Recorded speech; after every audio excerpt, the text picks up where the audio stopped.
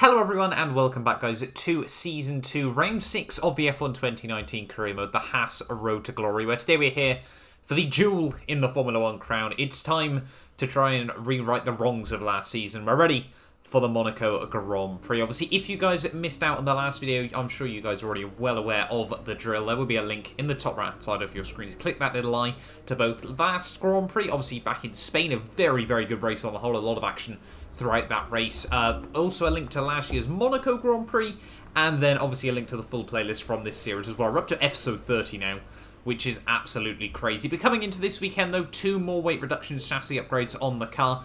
As you know, sort of those of you that did watch the Spanish Grand Prix last time out, you'll know that obviously those 2 upgrades were fixed. And as you can see, we're making good progress so far this season. We've obviously leapt ahead of Toro Rosso. We've now jumped Alfa Romeo Sauber as well, and really closing in on Mclaren, who seem to be making good progress on the rest of the field. But as you guys know that did watch the Spanish Grand Prix the last time out, you'll know that we have actually got a gearbox penalty coming into this weekend. The gearbox, I don't know what it is, they just don't quite seem to make the 7 races or the full 6 full races in this series. So we will be going for a gearbox change, which meant, sadly, you know, with the lack of qualifying performance, we will be starting at the back of the grid. There was just nothing really I can do about that one. So we're going to change it up a little bit this weekend. We're going to jump straight even, I should say, into the juicy bit. We're ready.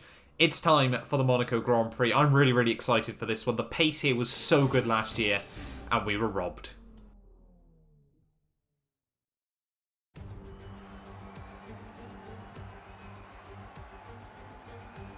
Motor racing has come a long way since the first Grand Prix of the early 20th century. We have faster cars, bigger circuits, highly trained drivers who've dedicated their lives to racing. But still, we return here. Still, it remains the most desired victory in Formula 1. Still, we race the Monaco Grand Prix.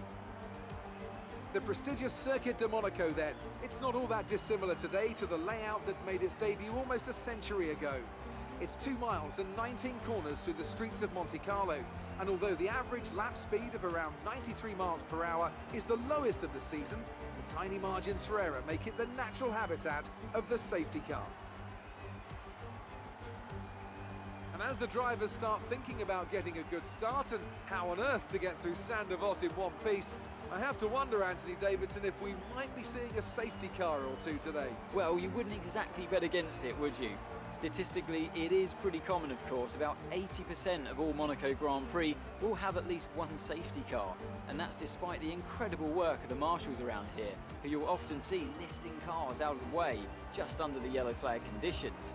The teams will always plan for the worst case scenario though, and they'll be making sure various caution periods are built into their strategy models for the race. Before we begin, let's take a quick look at the grid lineup for today's race. Lewis Hamilton lines up on pole position, and starting alongside in P2 is Sebastian Vettel. Moving on to the rest of the grid, we have Leclerc, Bottas, Pierre Gasly, and Faber, Butler, Norris, Sainz, and Sergio Perez. Raikkonen, Russell, Romain Grosjean, and Stroll. Verstappen, they've taken a grid penalty. Giovinazzi, Alexander Albon, and Nico Hülkenberg. Fiat, and Mr. Monaco. And now it's time to head down to the track.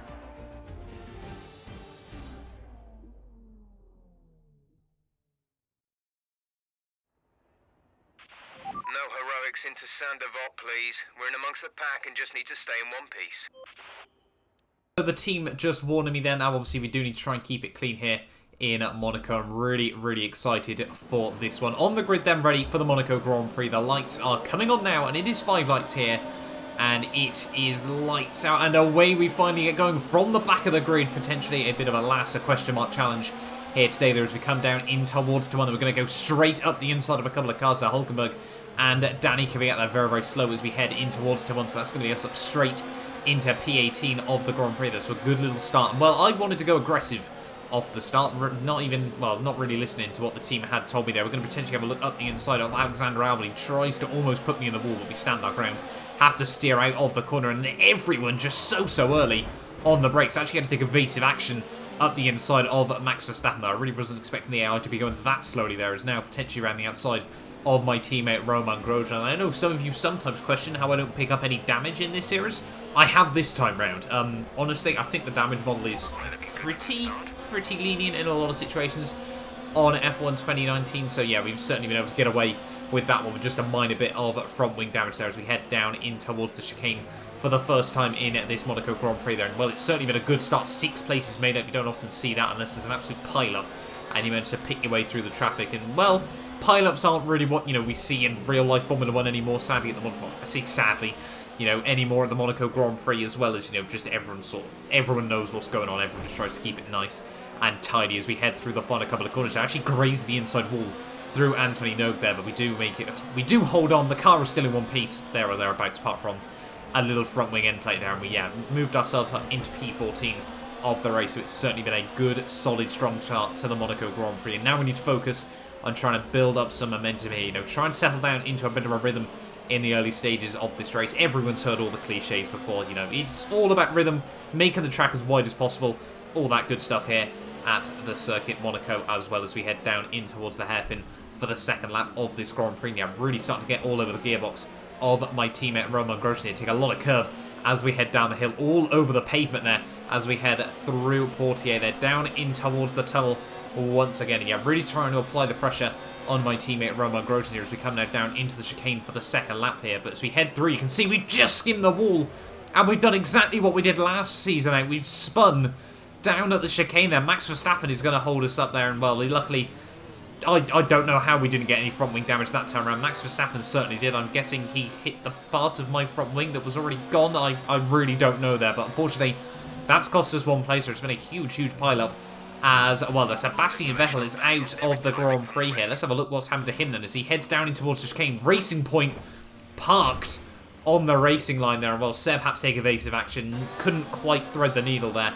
And unfortunately for the Ferrari man, that is him out of the Monaco Grand Prix 2 seasons in a row now. We've obviously seen Ferraris, both obviously Charles Leclerc in real life in the 2019 Grand Prix, now Sebastian Vettel out of the Monaco Grand Prix there very, very early on, and not what quite Ferrari needed here, but going up the inside of Max Verstappen just 1 lap later here, that proved to be a very, very brave move. And honestly, I think one of my personal best moves I think I've made on F1 2019 so far. You know, we Max Verstappen, and well, in the same corner that we spun 1 lap before. If that doesn't scream confidence, I don't know what does on the F1 games here. You can see over the next few laps though, as you'd probably expect from that spin, we were just in no man's land. You know, Max Verstappen had a lot of front wing damage, as you saw.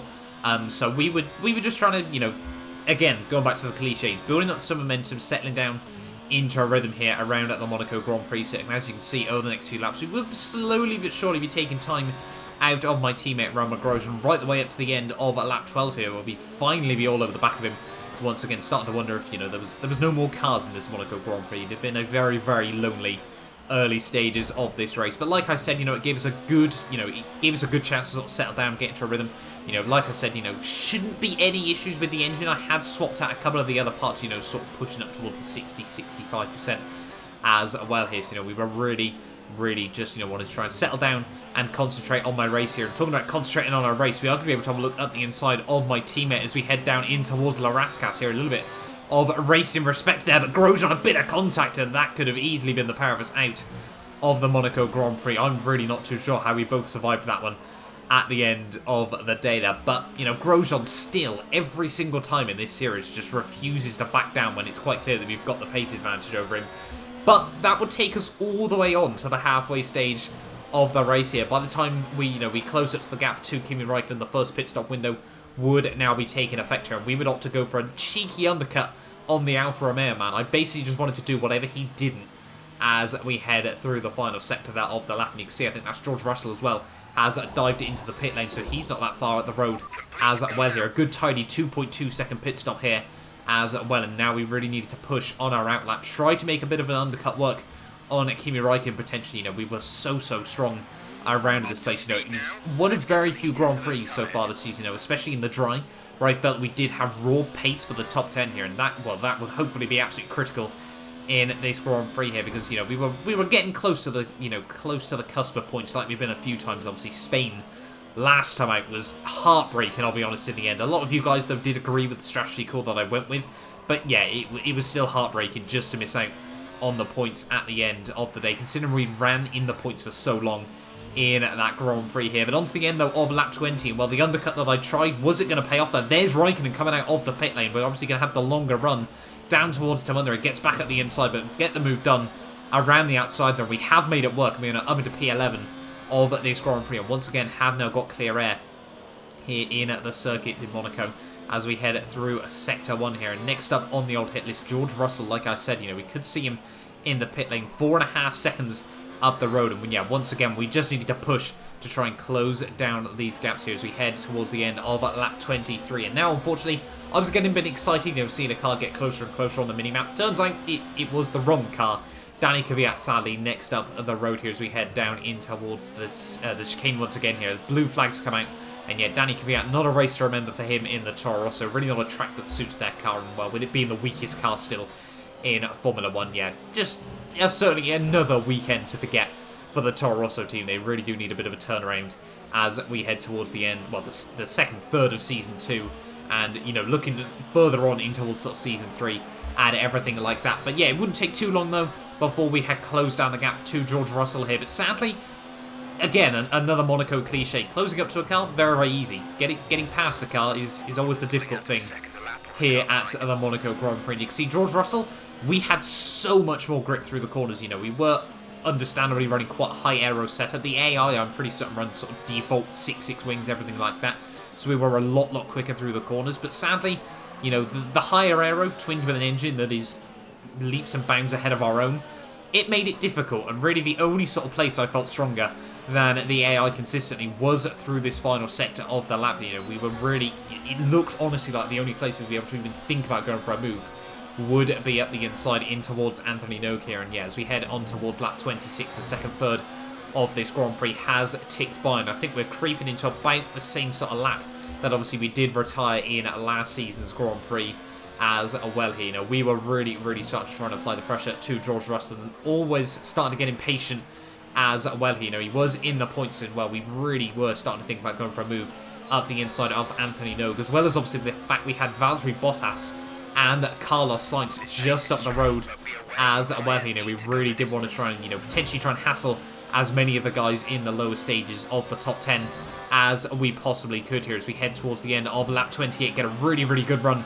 through the final chicane here, and we go for a think about a move there. Russell tries to shut the door. We get up the inside in towards the final corner, though, and like I said, Anthony Nogue's our golden opportunity. Russell runs himself out into the wall there. Surprised he didn't try and bail out that one a little bit earlier. We certainly gave a bit of a squeeze, and after the contact last time out, as well, certainly no love lost between the pair of us so far in this World Championship here. But yeah, now 10 laps to go of this Monaco Grand Prix, and we now need to try and close up the gap to Bottas and Carlos Sainz here. And once again, it wouldn't take long. Just 3-4 laps later, we were now all over the back of the Red Bull and the McLaren here. And sadly, this just added another element of difficulty in this race, because I said about how strong, pretty much everyone else is down the straightaways there. Is making a big mistake as we head down in towards the chicane.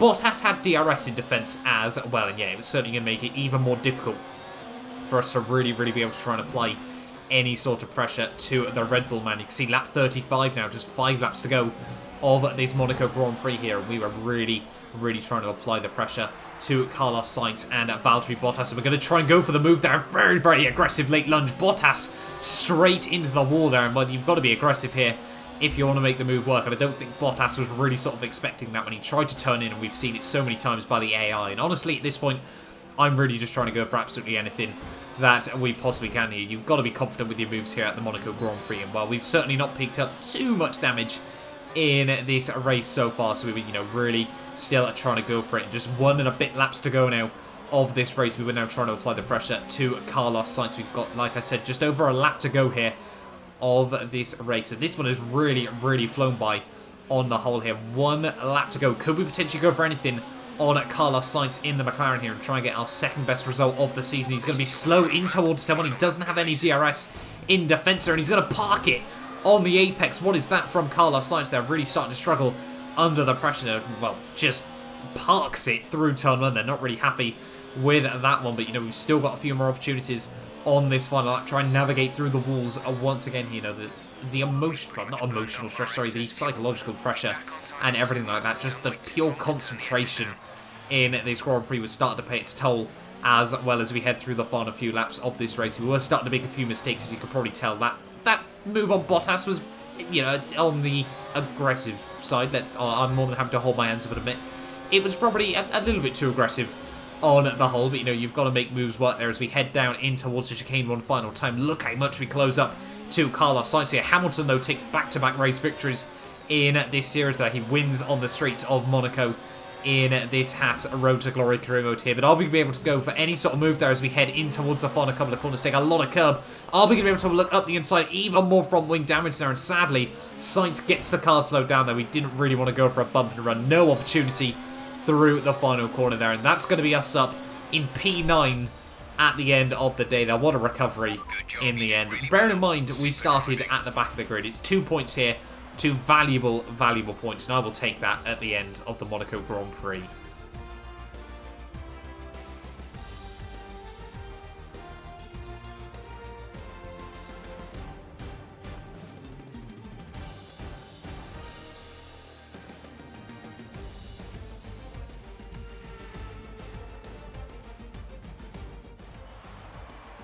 So Mercedes have won it, and what a great race it was. Tell me, Ant, how did they manage to achieve this win? Well, they certainly stood out as a driver with tons of confidence on the track. I think their ability to keep their cool, even during some of the more hectic parts of the race, meant they were able to capitalise on the mistakes of other drivers, giving them the opportunity to make their way to the top spot with ease.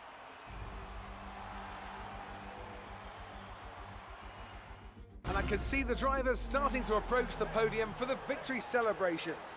A real team victory today. Everybody played their part. Congratulations then to Mercedes, your race winners today.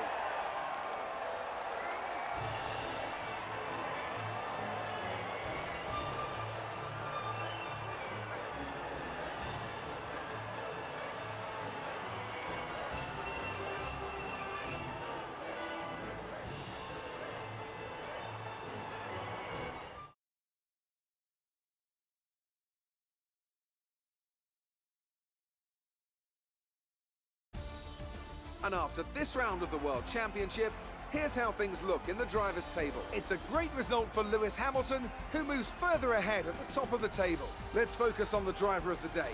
Anthony Davidson, who do you pick? I have to give it to Mr. Monaco. That was a commanding performance today. Very impressive indeed. It's time to see how things are shaping up in the Constructors' Championship. Mercedes continue to extend their lead. There was also a strong showing from the Mclaren team today as they make their way up the standings. Well, that was certainly an incredible weekend of racing. Be sure to join myself and Ant for more exciting Formula One action soon. So, having a look then at the final race results, Hamilton, just like myself, rewrote the wrongs of last season. They managed to win after, obviously, a retirement in last year's Grand Prix from pole position there. Pole, fastest lap race victory, nothing really more he could ask for. Charles Leclerc, once again, second in the Monaco Grand Prix. Surely he's going to get that race victory sooner or later. Gasly, then we had both McLarens there. Lando Norris, Sainz, myself and George Russell round at the top 10. Actually, 2 seasons in a row.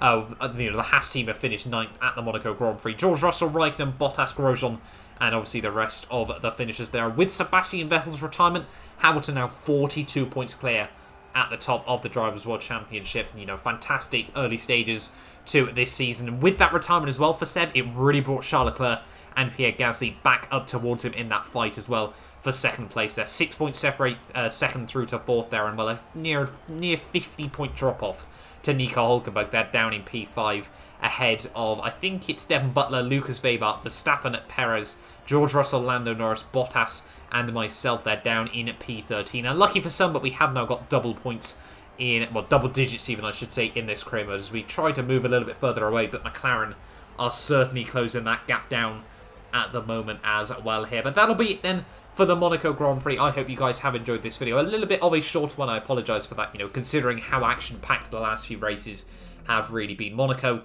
you know, never quite going to be the on-track battles that, you know, we sort of look for. But hopefully you guys have still enjoyed this video. Get yourself subscribed, and I will hopefully see you guys next time for the Canadian Grand Prix.